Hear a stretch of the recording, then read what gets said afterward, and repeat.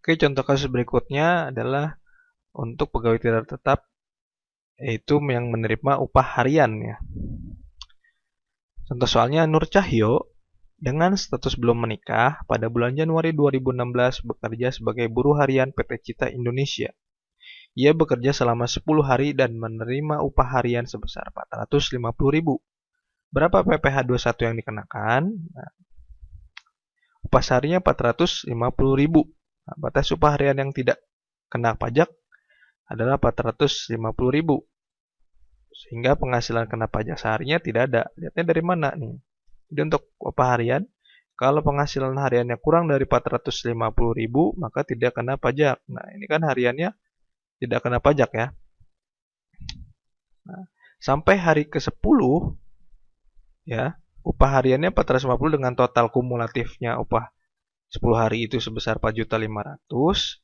Nah, karena jumlah kumulatif upah yang diterima melebihi 4.500.000, maka tidak ada PPh 21 yang dipotong ya. Jadi untuk kasus ini, Nur Cahyo ini nanti tidak dapat potongan PPh 21. Kenapa? Karena belum memenuhi ya. Kalau ibaratnya kalau kata pegawai tetap penghasilannya masih di bawah PTKP gitu ya. Jadi tidak dikenakan pajak. Nah, misalkan si Nur Cahyo ini nggak kerjanya 10 hari tapi 11 hari. Nah, berapa PPh 21 yang dikenakan?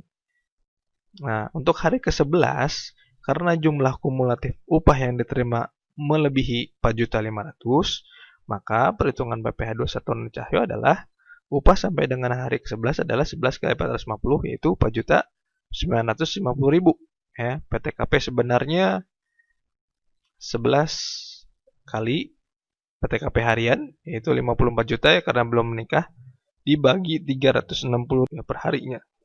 Sehingga nanti dapatlah hasil 1.650.000. Nah, total PPh total penghasilan kena pajak sampai dengan hari ke-11 adalah 3.300.000.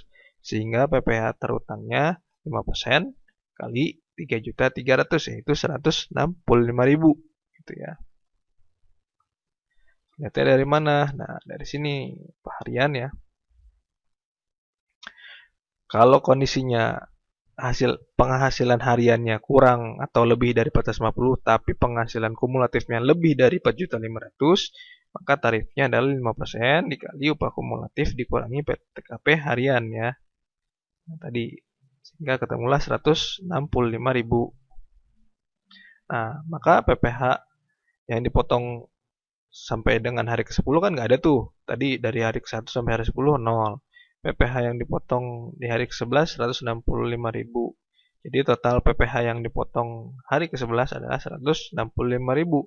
Sehingga nanti pada hari ke-11 Nur Cahyo ini akan menerima upah bersihnya sebesar 450.000 hariannya dikurangi potongan PPh 21 yang 165.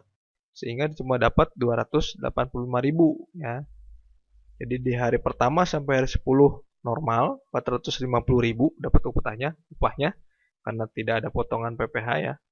Nah, di hari ke-11 ini dia cuma dapat upah 285.000 karena ada potongan 165.000 yaitu potongan PPh 21.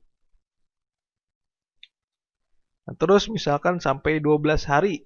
Nah, itu seperti apa ya? Jadi kalau untuk hari ke-12 nah, upah seharinya 450.000, PTKP sebenarnya 54 juta dibagi 360 ya PTKP hariannya 150.000 sehingga penghasilan kena pajaknya 300.000. Nah, PPh terutangnya 5% dikali 300.000 itu 15.000. Nah, jadi pada hari ke-12 Nur Cahyo akan menerima upah bersih sebesar 450.000 dikurangi 15.000. Jadi nerimanya 435.000 rupiah.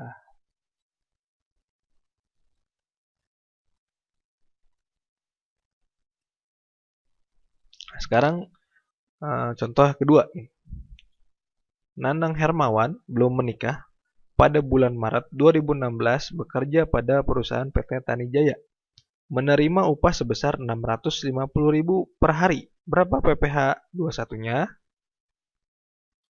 Upah seharinya 650.000 ya. Upah sehari lebih besar dari 450.000. Jadi PPh 21-nya 650.000 dikurangi 450 itu 200.000. PPh 21 hariannya 5% kali 200.000 itu 10.000.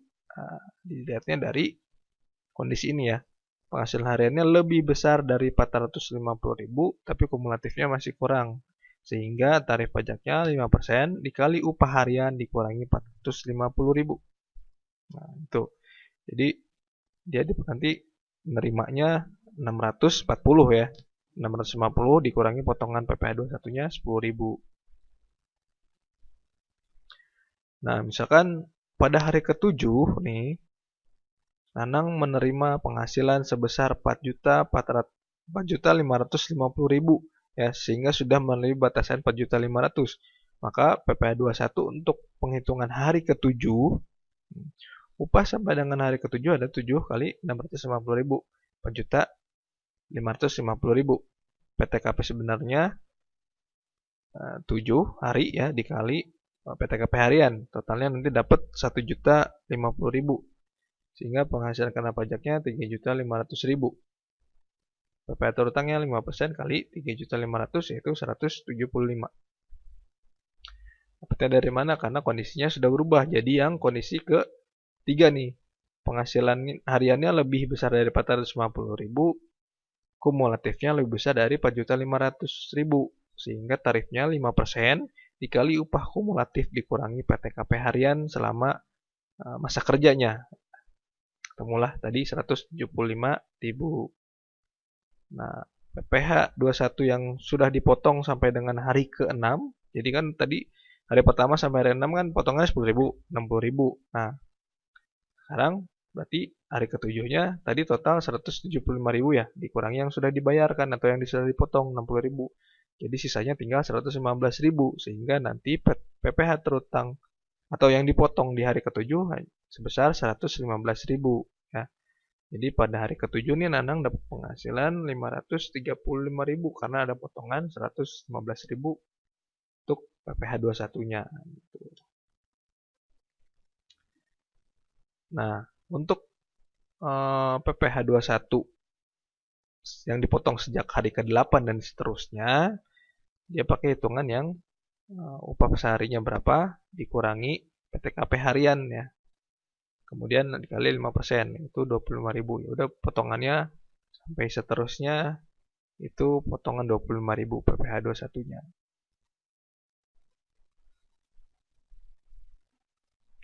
Nah, kemudian untuk pegawai tetap dengan upah mingguan ya. Untuk soalnya Rizal Fahmi, statusnya belum menikah, adalah seorang karyawan yang bekerja sebagai perakit TV pada suatu perusahaan elektronik. Perolehan upah Rizal Fahmi dihitung berdasarkan jumlah unit pekerjaan yang diselesaikan, yaitu sebesar 125.000 per TV yang dibayarkan setiap minggu ya. Jadi upahnya mingguan. Nah, dalam satu minggu 6 hari kerja, Rizal Fahmi dapat menyelesaikan sebanyak 24 buah TV dengan upah 3 juta rupiah ya totalnya. Karena satuan TV-nya kan dibayar 125. Nah, kalau dapat 24 buah TV yang diselesaikan, dia dapat total 3 juta nih seminggunya. Berapa PPh 21-nya? Nah, upah seharinya berarti berapa? 3 juta nih dibagi 6 hari kerja ya. Bagi 6. Nah, hasilnya 500.000. Nah, sehingga upah hariannya itu di atas 450.000. Nah, sehingga tarifnya menggunakan 5% dikali upah harian dikurangi 450.000 ya. Kondisinya adalah yang ini ya. Dia lebih besar dari 450.000 hariannya, tapi kumulatifnya tadi cuma 3 juta kan di bawah. Berarti kurang dari 4.500.000 sehingga tarifnya 5% kali upah harian dikurangi 450.000. Jadi 500.000 kurang 450, 50.000 sehingga PPh terhutangnya karena dia dalam 6 hari kerja ya seminggu 6 dikali 5% kali 50.000 itu hasilnya 15.000 rupiah. Nah, kemudian contoh kasus untuk pegawai tidak tetap dengan upah borongan nih. Contoh soalnya, Mawan mengerjakan dekorasi sebuah rumah dengan upah borongan sebesar 950.000.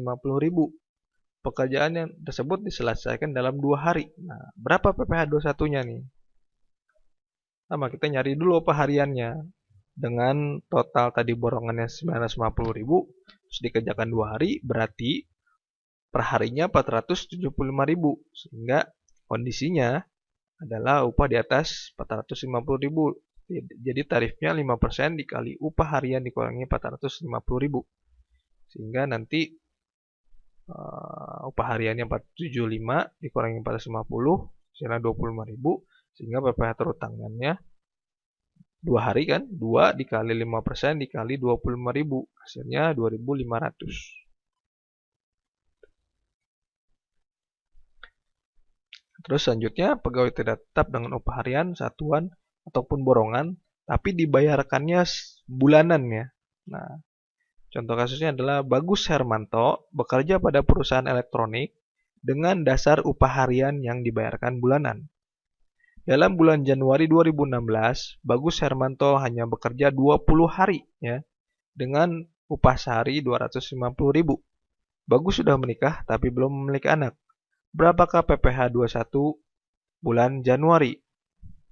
Nah, pegawai tidak tetap atau tenaga kerja lepas yang menerima upah yang dibayarkan secara bulanan, PPh 21 dihitung dengan menerapkan tarif pasal 17 atas jumlah upah bruto yang disetahunkan setelah dikurangi PTKP. Ya, jadi hitungannya seperti pegawai tetap yang sebelumnya tuh, yang di awal ya.